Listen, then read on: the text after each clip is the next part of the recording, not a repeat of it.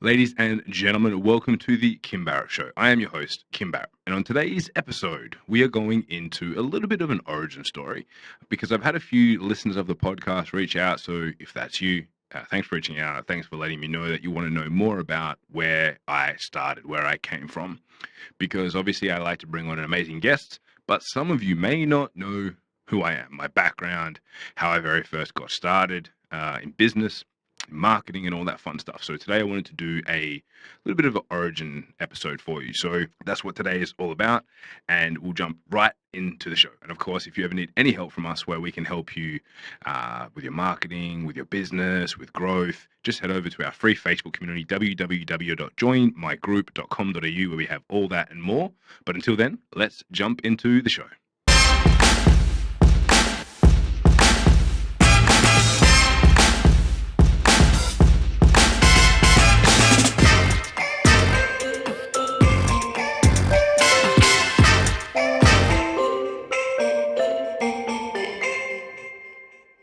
All right, guys. So today's guest is me. It's just me here solo with you guys.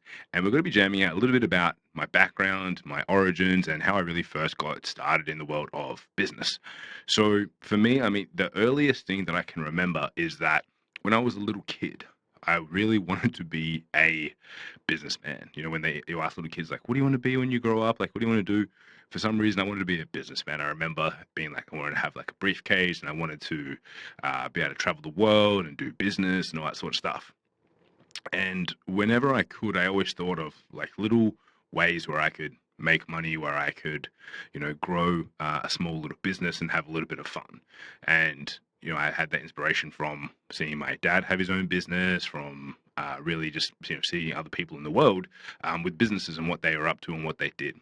So I remember like the earliest recollection I have of doing anything kind of like business related was when I was in year 6 or 7 here in Australia, which might have been, I don't know, 10 or 11 years old, or actually maybe a little bit younger, where we decided to have a club at school. I decided to create a club, which was called the Short Haired Brothers Club. All the guys had like number 4 all over haircuts, really, really short.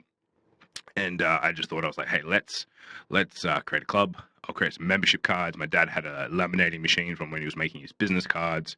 So I was like, all right, cool. I'm going to create some membership cards and charge like $2 to be a member of this club. And that was the very first little foray I had into that. And then from there, I started looking at other ways and being like, what are things that people want that I can help them get, or that I have that I can connect them up with? The next best recollection I have is like when I was, again, I think it was about 10 or 11 years old, Pokemon came out on Game Boy.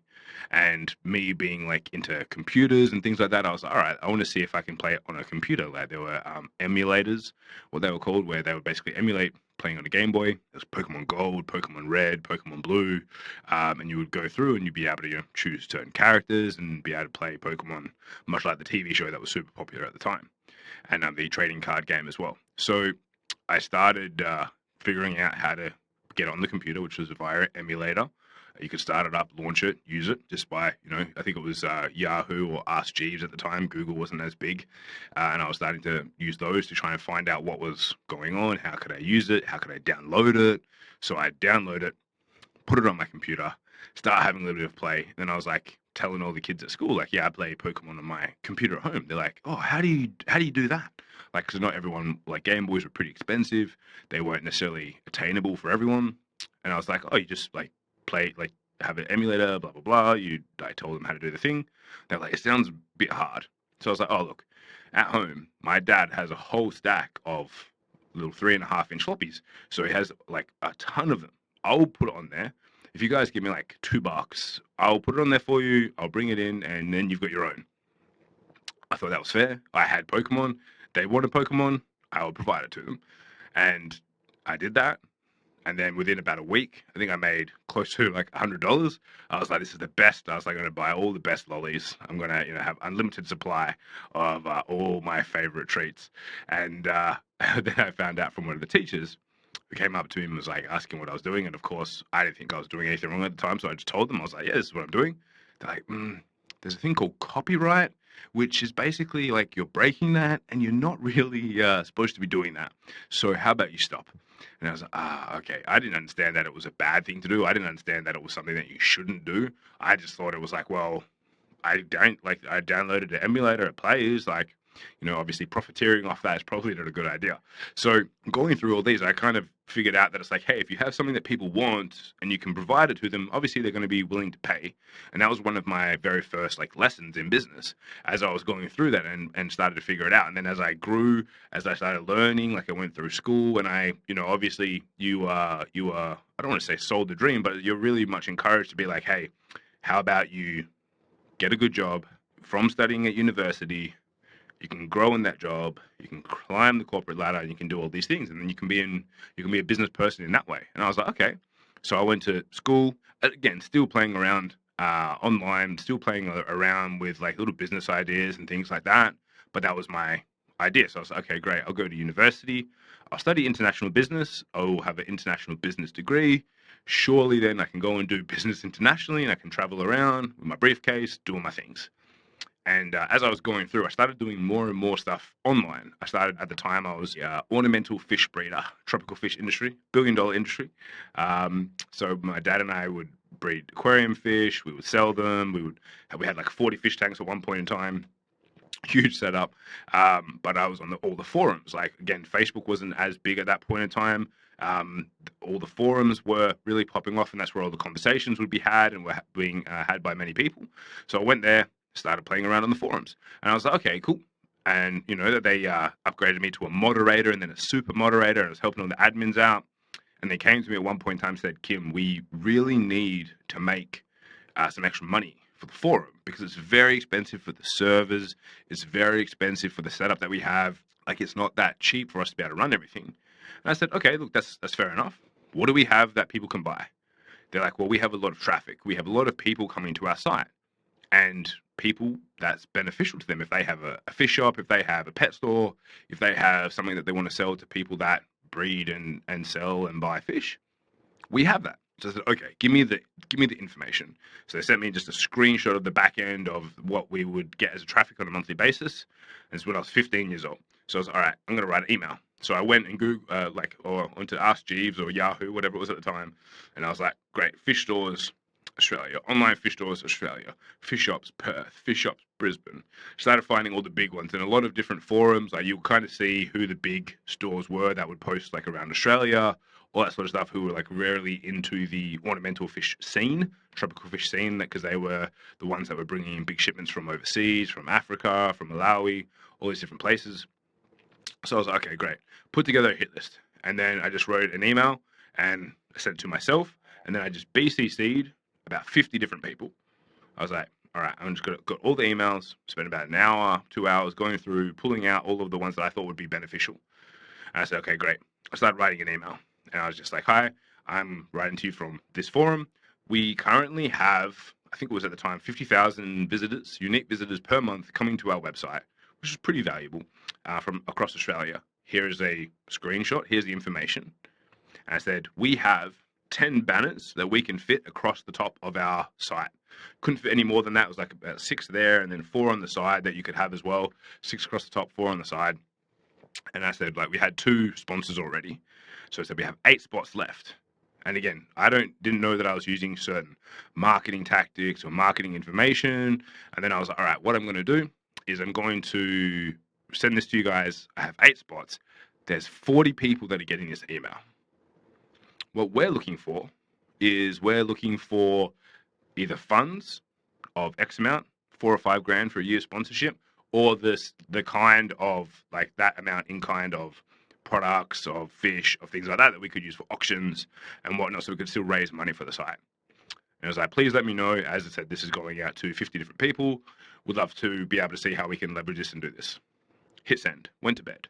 Woke up in the morning, and as you did at that point in time, checked my MSN Messenger, which was the way to chat those days before I went off to school. And there was a message from one of the admins. It's like, Kim, what did you do? And I was like, what do you mean? What did I do? Like, I sent an email to try and get sponsors last night. And he's like, yeah, we've had over $40,000 worth of sponsorship dollars come into either PayPal, or people responded saying that they would give us the products. So in one day, I was able to help raise over $40,000 for the online site, to be able to pay for really the hosting for the rest of the year and everything else that was needed, fully taken care of, and be able to take care of that entire process.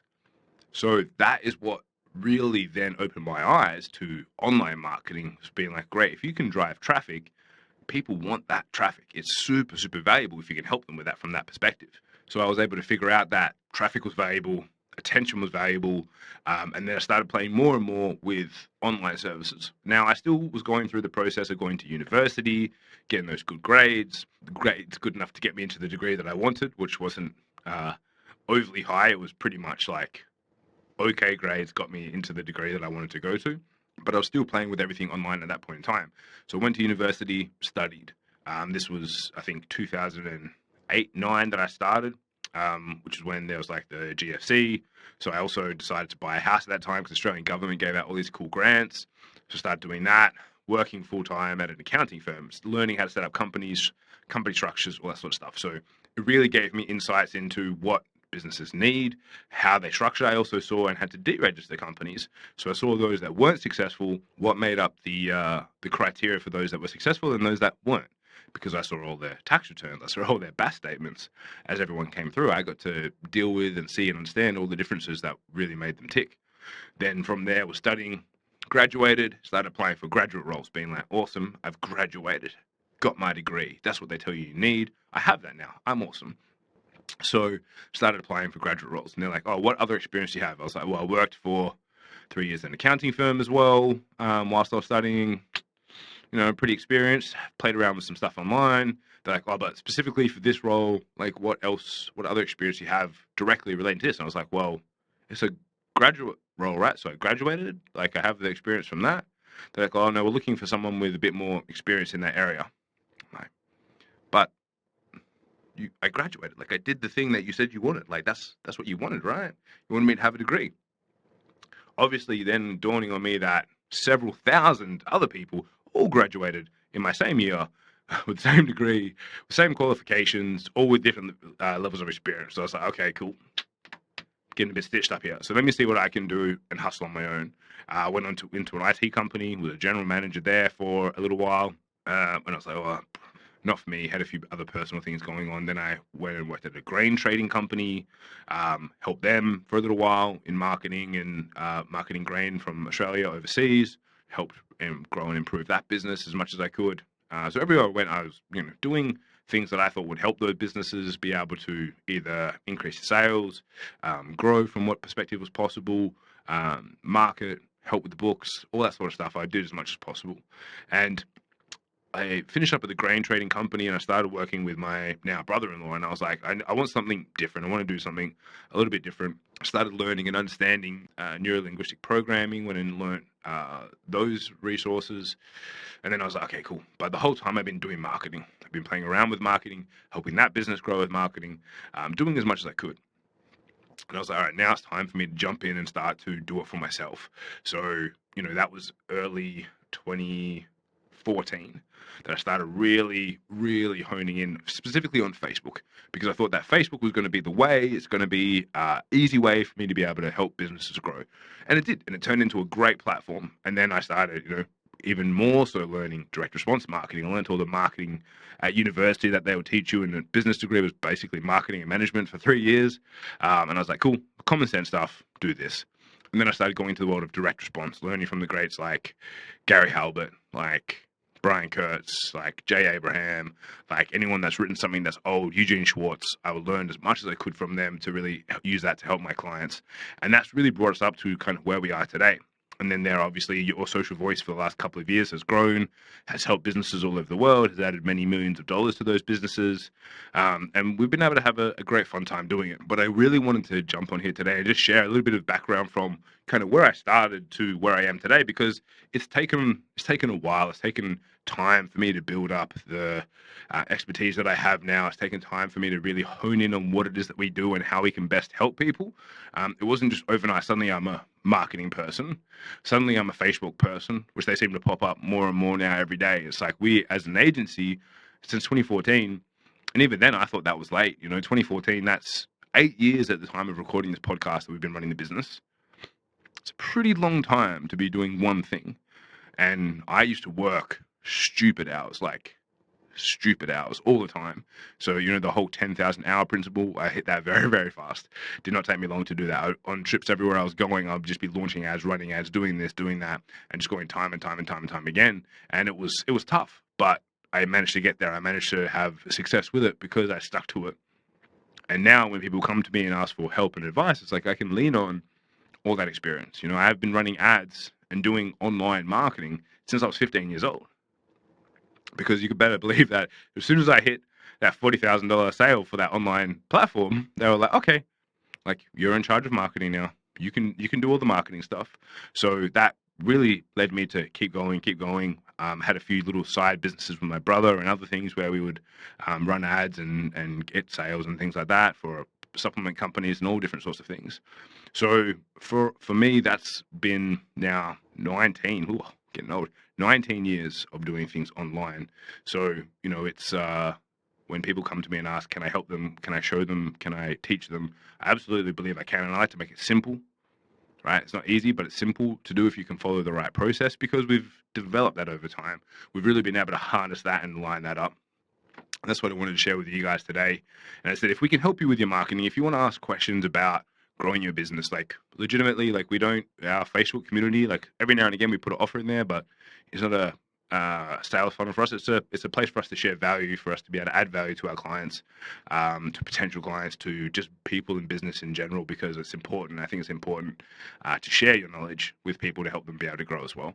So if we can ever help you, as I said, head over to our free Facebook community, www.joinmygroup.com.au, and we'd love to be able to help you and answer any questions you have. But until next time, I'm Kim. You all have been awesome. I'll say adios.